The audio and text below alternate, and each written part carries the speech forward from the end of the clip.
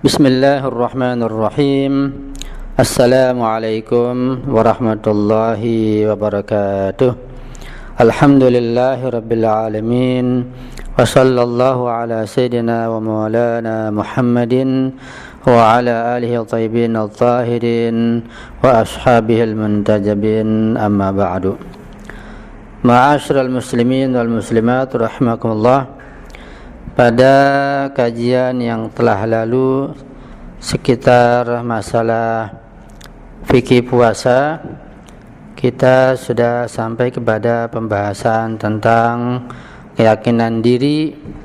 Ketika ada informasi dari dokter, maka keyakinan dirilah yang dibela atau yang diberatkan. Selanjutnya masih pada halaman 309, kita lanjutkan catatan berikutnya, bagian bawah. Apabila seseorang berkeyakinan bahwa puasa tidak akan membahayakannya sehingga dia berpuasa, namun kemudian dia menyadari bahwa puasa membahayakannya, maka dia harus mengqadha puasa yang telah dilakukannya. Misalnya seseorang dia memiliki penyakit yang ringan katakanlah, dan dia yakin kalau dia berpuasa tidak akan membahayakan dirinya, maka dia berpuasa. Tetapi pada siang harinya dia merasa yakin bahwa puasa ternyata akan membahayakan dirinya, dari informasi dokter yang meyakinkan atau dari lainnya dia percaya, dan dia khawatir akan membahayakan dirinya kalau dia melanjutkan puasa. Maka pada kondisi seperti itu, ketika dia berubah keyakinannya dari sebelumnya tidak membahayakan sekarang membahayakan, maka dia tentu iftar. Ya, dia membatalkan puasanya supaya dia tidak terkena bahaya. Karena dia iftar, maka dia wajib melakukan qadha puasa yang dia batalkan pada hari itu. Jelas ya insyaallah. Catatan berikutnya, perkataan para dokter yang melarang pasiennya untuk berpuasa karena alasan adanya bahaya akan dapat menjadi alasan ketika perkataannya itu meyakinkan atau menimbulkan kekhawatiran. Jika selain yang demikian, maka perkataannya tidak dapat dipercaya. Ini sudah kita singgung di atas ya, bahwa sekalipun informasi dari dokter itu ya dia melarang berpuasa kepada seorang pasiennya karena membahayakan kata dokter, tetapi ketika pasien yakin dengan pengalamannya bahwa dia tidak akan bahaya dengan puasa, maka dia tidak perlu mendengarkan ucapan dokter, dia tetap berpuasa. Ya, jadi larangan dokter itu tidak bisa dilaksanakan ketika si pasien merasa yakin bahwa ketika berpuasa tidak bermasalah apa-apa. Halaman berikutnya, halaman 310, 3. Puasa wajib. Puasa wajib terdiri dari 1. Puasa di bulan suci Ramadan. Yang kedua, puasa qadha, yaitu puasa ketika di bulan Ramadan ada yang ditinggalkan puasanya, maka wajib mengqadha puasa, itu misalnya. 3. Puasa kafarah, itu karena denda, karena kesalahan atau karena yang lainnya, sehingga wajib membayar puasa dengan kafarah. 4. Puasa qadha ayah dan ibu, ya ketika ayah ibu meninggal dunia sementara punya qadha puasa, punya hutang puasa, maka anak yang tertua wajib mengqadha puasa ayah ibu. Akan dijelaskan pada pembahasan yang berikutnya lebih rinci lagi insyaallah. 5. Puasa mustahab yang menjadi wajib karena nazar atau janji atau karena sumpah. Jadi sesuatu itu menjadi wajib karena nazar atau karena janji kepada Allah atau karena sumpah kepada Allah. Yang mustahab atau yang mubah menjadi wajib. Termasuk juga puasa yang mustahab menjadi wajib karena nazar atau janji atau bersumpah kepada Allah. Yang keenam, puasa hari ketiga dari hari-hari i'tikaf.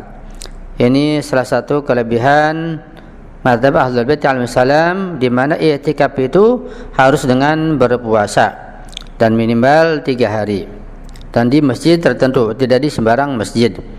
Jadi i'tikaf ada syarat-syarat tertentu, tidak seperti mazhab yang lain yang lebih ringan tentunya. Tapi di Ahlul Bait ada wajib puasa minimal 3 hari, dan puasa hari ketiga itu diwajibkan bagi yang sedang i'tikaf. Ketujuh, puasa pengganti kurban dalam haji tamattu. Ya, ini ada beberapa haji jelaskan bahwa kurban pada haji tamattu bisa digantikan dengan puasa. Berikutnya adalah yang keempat, syarat-syarat wajib puasa.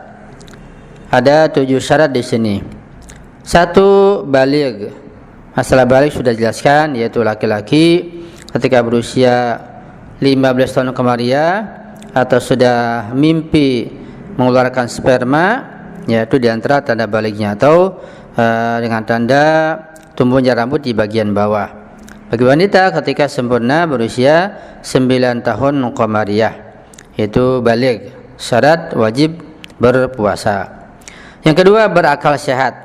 Yang ketiga, memiliki kemampuan. Yang keempat, tidak dalam keadaan tidak sadar, artinya harus dalam keadaan sadar. Yang kelima, tidak dalam perjalanan, yakni bukan sebagai seorang yang musafir, bepergian pada jarak tertentu. Keenam, tidak membahayakan pelaku puasa. Yang ketujuh, tidak menyulitkan pelaku puasa. Ini ada 7 syarat. Ketika seorang memenuhi 7 syarat ini, maka diwajib melakukan ibadah puasa. Hal berikutnya kita perhatikan di sini ada catatannya. Halaman 310 bagian bawah, catatan. Puasa diwajibkan atas orang-orang yang memenuhi persyaratan di atas, yaitu baligh, berakal, kemudian mampu dan seterusnya.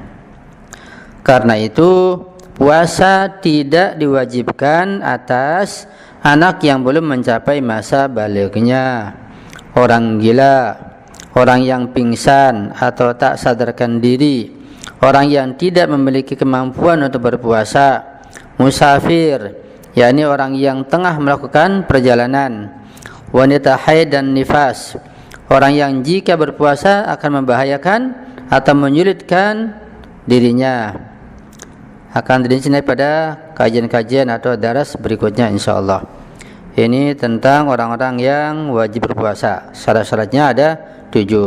Ketika tidak memiliki syarat, tidak terpenuhi syarat-syaratnya, maka tidak wajib berpuasa. Catatan kedua pada halaman 311.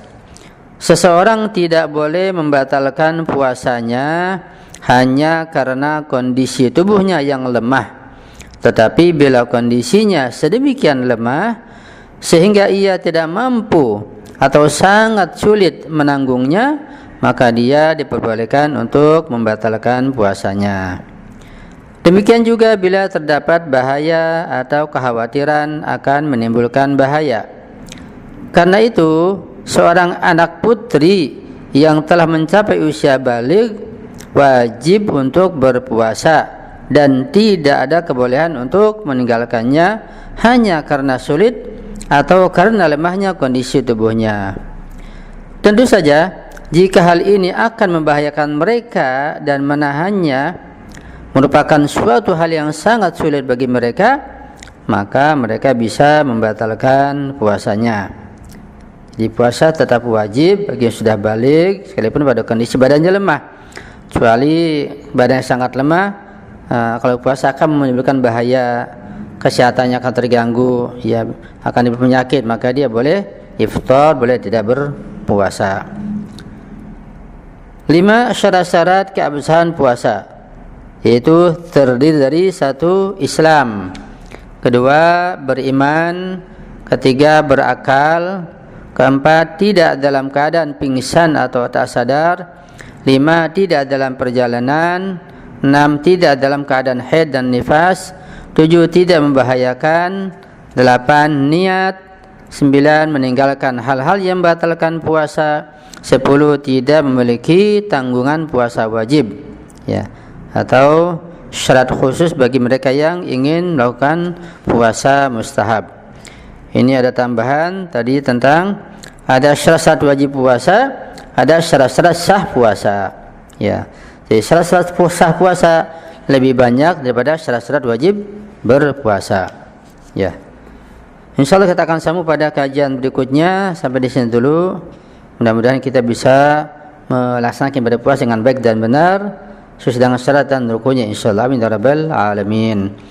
Alhamdulillahirabbil alamin. Wassalamualaikum warahmatullahi wabarakatuh.